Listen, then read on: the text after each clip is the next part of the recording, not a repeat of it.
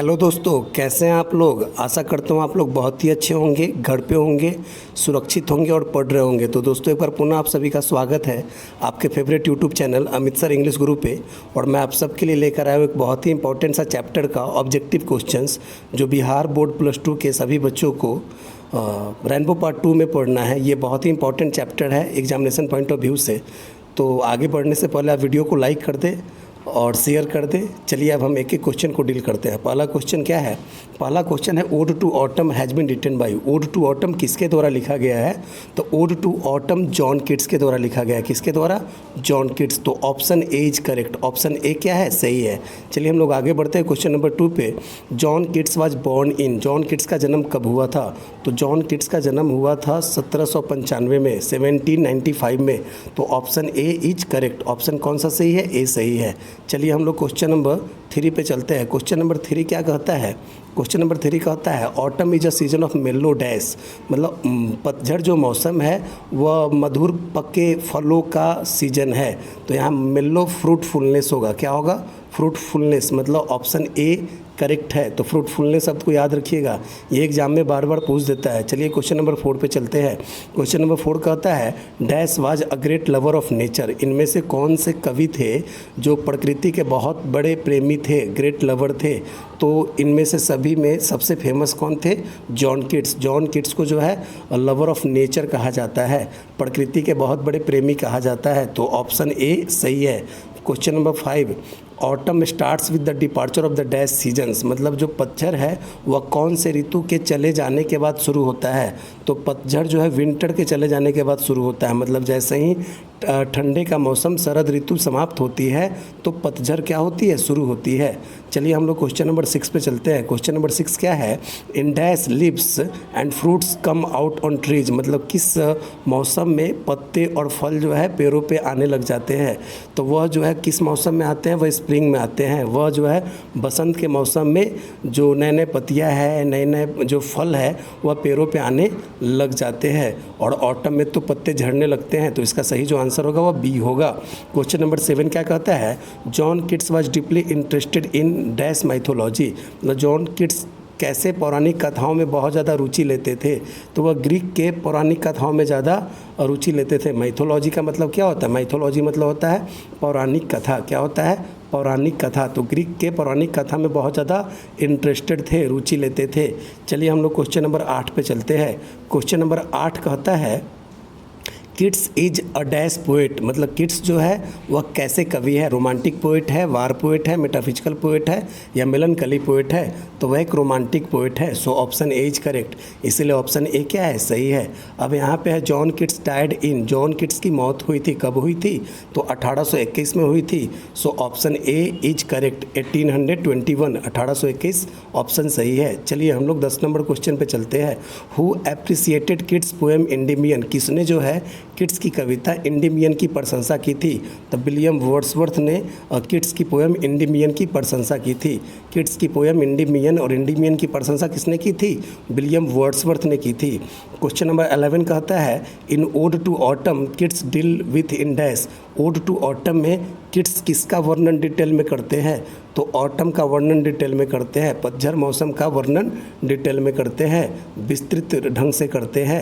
चलिए question number 12 पे चलते हैं। Ode to autumn has dash stanzas. मतलब ओड टू ऑटम में कितनी स्टेंजा है? तो ओड टू ऑटम में 3 स्टेंजा है। कितनी स्टेंजा है? 3। तो ऑप्शन सी करेक्ट होगा। ऑप्शन सी करेक्ट होगा। चलिए 13 नंबर क्वेश्चन है each stanza of the poem ode to autumn has dash line.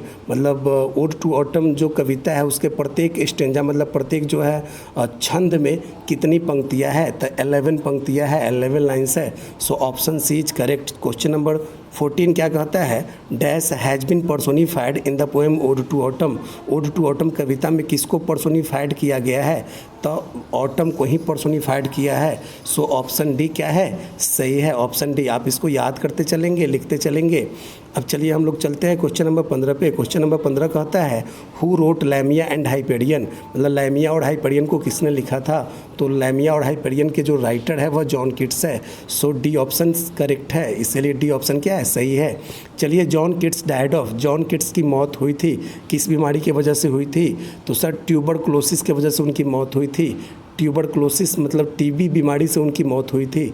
चलिए अब 17 नंबर क्वेश्चन है John Keats died at the age of, John Keats की मौत हुई थी कब हुई थी, कितने साल की उम्र में हुई थी। तो वह जो है 26 साल की उम्र में हुई थी। सो option D is correct, option D क्या है, सही है। 18 नंबर क्वेश्चन है who said a thing of beauty is a joy for ever, किसने कहा था कि कोई भी खूबसूरत चीज़ जो होती है वह ज़िंदगी भर का आनंद का कारण हो सकता है। तो ये जॉन किट्स ने कहा था, किसने कहा था, जॉन किट्स ने। So option D is correct, option D क्या है, सही है। To dash beauty is truth and truth beauty, किनके लिए सुंदरता ही सत्य था और सत्य ही सुंदरता था। तो ये भी ऑप्शन डी ही होगा, जॉन किट्स के लिए सुंदरता ही सत्य था और सत्य ही सुंदरता था। यह सुंदरता ही सत्य है या सत्य ही सुंदरता है, ये किनके लिए था, ये जॉन किट्स के लिए थे। जॉन किट्स इन चीज़ों में विश्वास करते थे कि सुंदरता ही सत्य है और सत्य ही सुंदरता है। चलिए हम लोग क्वेश्चन नंबर 20 पे चलते हैं। क्वेश्चन नंबर 20 क्या कहता है, क्वेश्चन नंबर 20 कहता है John kits was deeply interested in, John Keats बहुत ही ज़्यादा रुचि लेते थे किन चीज़ों में, तो क्रिकेट एंड हॉकी में या क्रिकेट एंड फुटबॉल में या क्रिकेट एंड बॉक्सिंग में। तो ऑप्शन सी सही है, क्रिकेट एंड बॉक्सिंग में उनकी बहुत अधिक रुचि थी, बहुत ज़्यादा रुचि उनकी क्रिकेट और बॉक्सिंग में थी। क्वेश्चन नंबर 21 क्या कहता है who is the close bosom friend of the maturing sun, मतलब परिपक्व सूरज के जो जिगरी दोस्त है वह कौन है। तो वह ऑटम है। ऑटम को जो है इस कविता में ओड टू ऑटम में बताया गया है कि वह मैच्योरिंग सन का क्लोज बॉजम फ्रेंड है, मतलब पकते हुए सूरज का घनिष्ठ जो है जिगरी दोस्त है।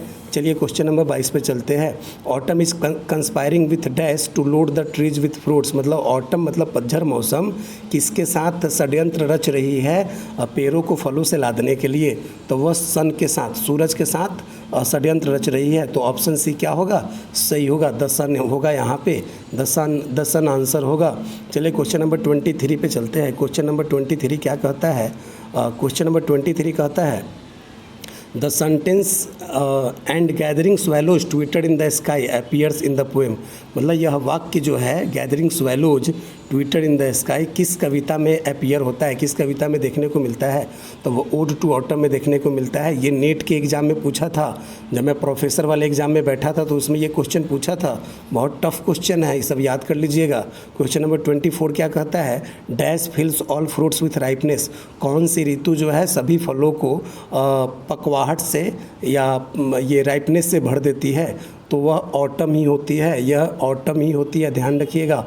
ऑटम सीजन ही सभी फलों को राइपनेस मतलब पकवाहट से भर देती है। 25 नंबर क्वेश्चन है what does the word kernel mean, ये कर्नल शब्द का क्या मतलब है। तो कर्नल शब्द का मतलब सीड होता है और कोड़ होता है। सीड मतलब हो गया बीज, और बीज जो होता है किसी भी फल का भीतरी भाग होता है जिसको हम कोड़ के नाम से भी जानते हैं। तो ऑप्शन ए और बी तो सही है, तो एक और बी, ए और बी दोनों कैसे सही होगा। तो ऑप्शन सी पे देखेंगे तो देखिएगा कि बोथ ए एंड बी, तो हम सी वाला ऑप्शन को सही मारेंगे, चूंकि ए भी सही है और बी भी सही है। तो बोथ ए एंड बी कहाँ देखने को मिल रहा है, सी में। ये तो 25 क्वेश्चन का सेट था। आशा करता हूँ ये वीडियो बहुत ही अच्छा लगा होगा। आप इसको लाइक करें, शेयर करें और अधिक से अधिक बच्चों तक पहुँचाएं ताकि उनका भी प्रिपरेशन अच्छे से हो जाए। तब तक के लिए मैं मिलता हूँ अगले वीडियो में। जय हिंद, जय भारत।